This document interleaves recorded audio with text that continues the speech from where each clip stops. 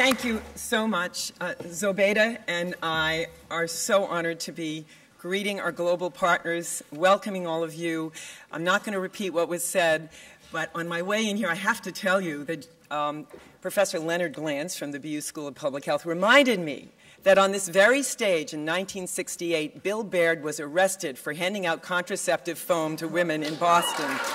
So this is it was called Hayden Hall then. It wasn't the Psy Performance Center, but this is an historic room, and it's fitting that we're here.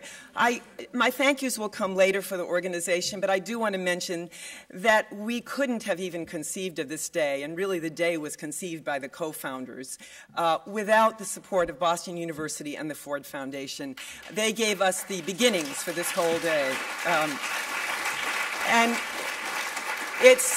those of you close to the organization know that we have never been that fiscally sound. It's amazing we're here 40 years later.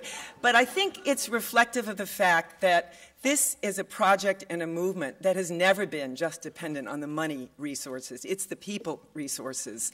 And we have been so lucky to have the support from many of our professional colleagues, our lay colleagues, who have brought their wisdom, their experience, their knowledge to the production of our books, to all the work we do, our advocacy work. And that's why there has been success when we've had success. It's because this has been more than a village. It's been a city. It's been a landscape that's raised this movement. And that is one of the things about Our Bodies, Our Cells that I have loved so much. So we all have to work hard in the next few years to make sure that we do have some decades ahead to finish all this important work that we've all started.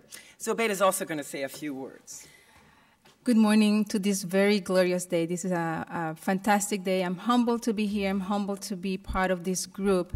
It was 1969. It was May when this group of women gathered at Emmanuel College, if I don't have that wrong. A Catholic school. A Catholic school. And I was born that very same year across space and time, some place far away from Boston.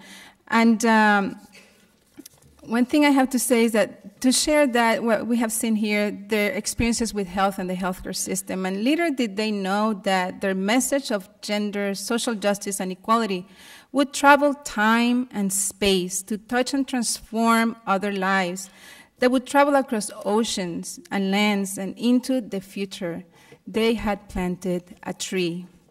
And I've been nurtured by this tree over 40 years now, by this tree that keeps growing, that stands tall and strong, with branches that reach out to all of us, to ourselves, our families, and our communities, with roots that are deep and strong. And that is the message that I bring today, that to always remember those roots, those values of social justice and equality that have transformed the way we think about health and that we do health, for women, for our families, for our children, and our communities.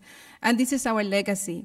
Let's pass it on to the next generation, teaching our sons and daughters that health is a human right that belongs to all. So that's my message for today, and welcome. Thank you.